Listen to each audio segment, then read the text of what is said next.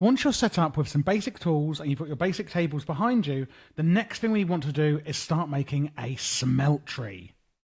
So a great way of processing your ores in Tinker's Construct is using something called a smeltery, which is this over here. And it can be really, really amazing to upgrade your gear and get some tier 2 materials and above. Tier 2 materials are basically usually alloys and ingots that we can make in a smeltery. They're a lot more powerful than the basic ones that you see in wood and stone, etc. So to get going, we're going to need one of two things, either a seared fuel tank or a seared heater.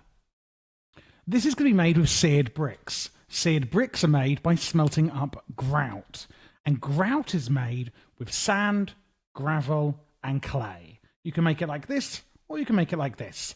It's always one of the most tedious things at the start of a mod pack whenever I play one, and I've always oh right, I need to make a few stacks of grout and then I'm done. So you make the grout, you turn it into seared bricks, and you make a seared heater. The difference between the two is a seared heater uses coal or any solid burnable fuel to heat up a melter on top of it, whereas the seared fuel tank will use lava. Some ingots may need a certain heat in order to be turned into molten metal and may actually require lava. But for some of the starting ones, you'll be fine with just using a seared heater. Ideally, though, in my opinion, I would just go straight for the fuel tank if you can. On top of it goes a seared melter. So what I can then put in this seared melter is, let's go with copper again. So I'm going to get a raw copper here, and in these 3 slots on the left, what you can see is that the copper is heating up in the melter, and we're going to turn it into liquid copper. So cool, we've got 4 ingots of molten copper in the melter, and you can see it up there, which is really cool. What we can then do is get a seared faucet, and these are all going to be made with seared bricks, by the way, and we can just plonk it onto the side of our seared melter. Then what I'm going to make, I'm going to be really lazy and run over and grab this one, is a seared casting table. So what I can do here is actually make some tool casts that are made of something a bit more solid. So what I would actually do, you can use sand, which will disintegrate after. Otherwise, you want to use gold. So let's actually just put some gold in here. And if you're like, what am I doing with this gold? This will make sense in a minute, okay? So let's go into our tool part builder. And let's get rid of this silly string. Put copper in here, for example. And get a pickaxe head. And I'm going to right-click it into the casting table. And then I'm going to right-click in my seared melter. Not enough free space for the fluid. Okay, that's interesting. So the thing is with these melters is they're very, very small. So here's a problem with it already. You know what? Let's just upgrade straight to the smeltery itself. The smeltery itself then, and this is where you see that the small melter already becomes, it's not good enough, is a much bigger version, as you can see here. You can make it pretty much any size you like, and you just have to do it. Let's say it was 3 by 3. It would be like this. You don't need the corners on it, but you do need the floor inside done, like this. So that would be a smeltery, okay? Now, the main blocks you're going to need is a controller. So if we look at the smeltery controller, you can see that you need to pour molten copper over some seared cobblestone or any seared bricks in a casting basin, and you will get a smeltery controller. So let's make one ourselves, shall we? So you're going to put a casting basin rather than a casting table, and we're going to put a seared brick in. I'm just going to get some normal seared bricks, right-click it into that casting basin, and then right-click the seared faucet. And can you see then it's basically poured out the molten copper, and it's going to cool down on top of this, and we're going to get, if we right-click it, once it's cooled, we get the smeltery controller. Now we've got our molten gold in here, and I can show you what I wanted to before. But I'm just going to show you with the smeltery. It does the same thing. So we have the smeltery controller. You also are going to need your seared fuel tank, which is the same one you made over here. I'm just heating this from underneath using a mechanism tank, but you can use buckets to put this into here. It's entirely up to you. So you need the controller, the fuel tank, and then ideally you're going to have a few of these seared drains. Seared drains are how you get your liquids out. So a seared drain, again, can actually be made of 2 copper ingots and a seared brick, like this. You then get a faucet, and you plop that where the hole is so that your ingots and stuff can flow out. And I've got one here, a seared drain for a basin, and a seared drain for the casting table. So let's get that pickaxe head again that I showed you earlier, and we're going to start making some casts. So I'm going to get another copper pickaxe head.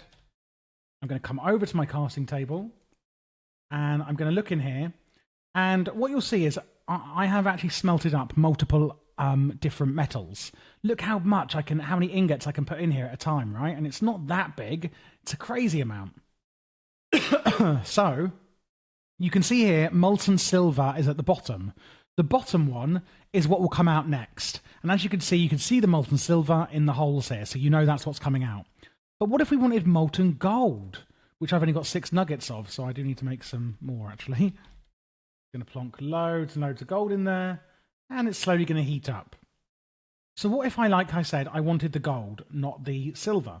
So what you can do is just click the gold, left-click it, and it will move it to the bottom. And now the next thing that will come out, as you can see, is gold. So it's going to wait for that gold to heat up and become molten.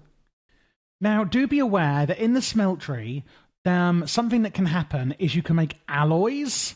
So, for example, I've got 5 blocks, 6 ingots, and 3 nuggets of molten gold.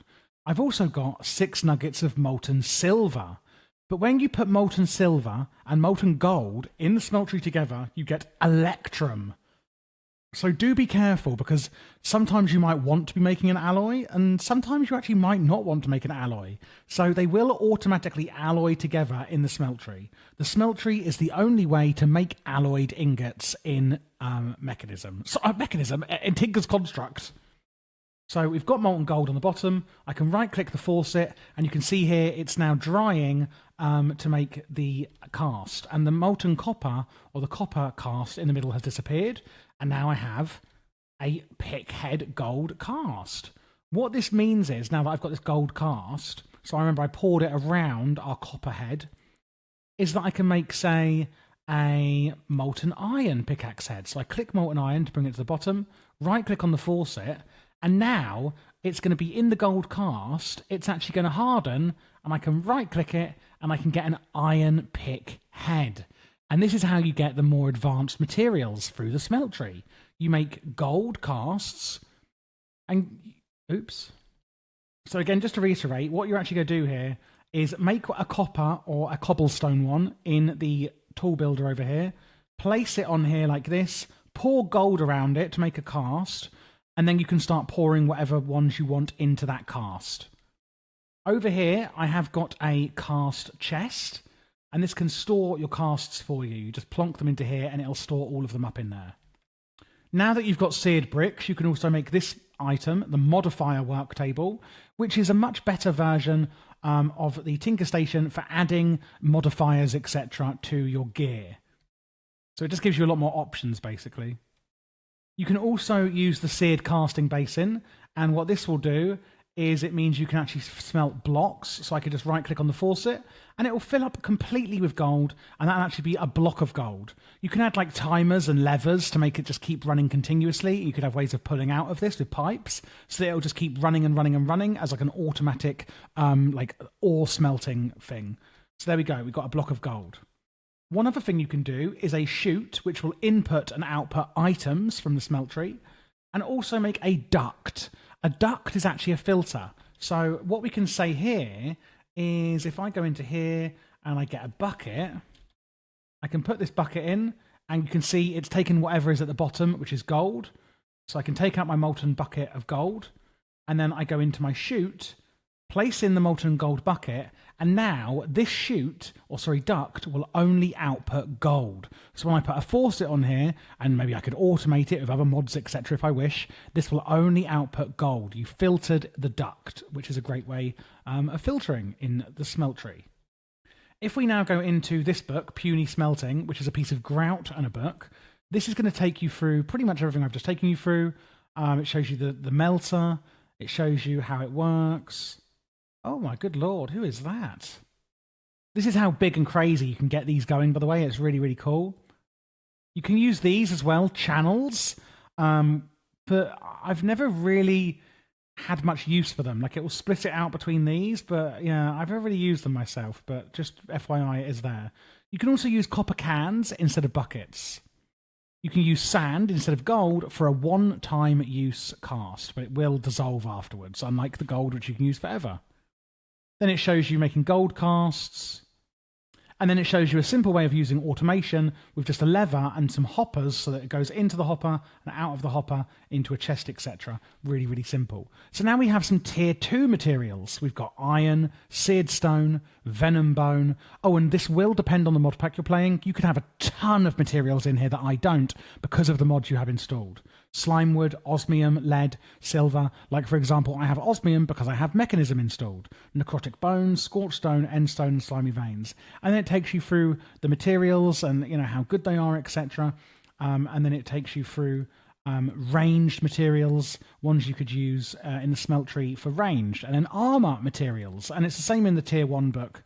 And it takes you through all of this and all the parts you can make, etc. And then it takes you through all of the modifiers that you can add as well, like diamond increases durability, mining speed, etc. Experienced emerald, magnetic. There's so many different modifiers that you can add in here, which are really, really useful for different things. But I'll let you read through all of those on your own.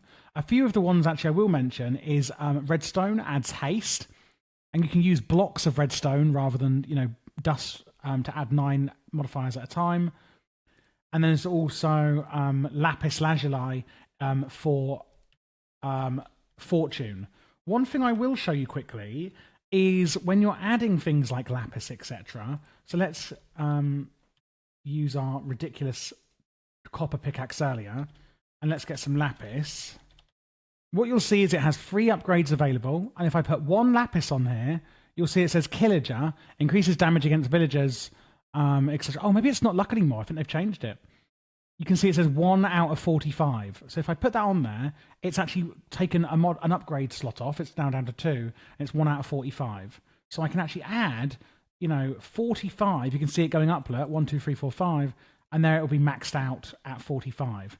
And then when I add another piece of lapis, it will use another upgrade slot, and it will take it up to Killager 2.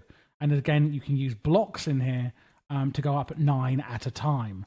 So some modifiers like that won't just be a just one and done. It will actually need a lot of that item to get to the full potential of the modifier. And now you are an expert on the Tinker's Construct Smeltery.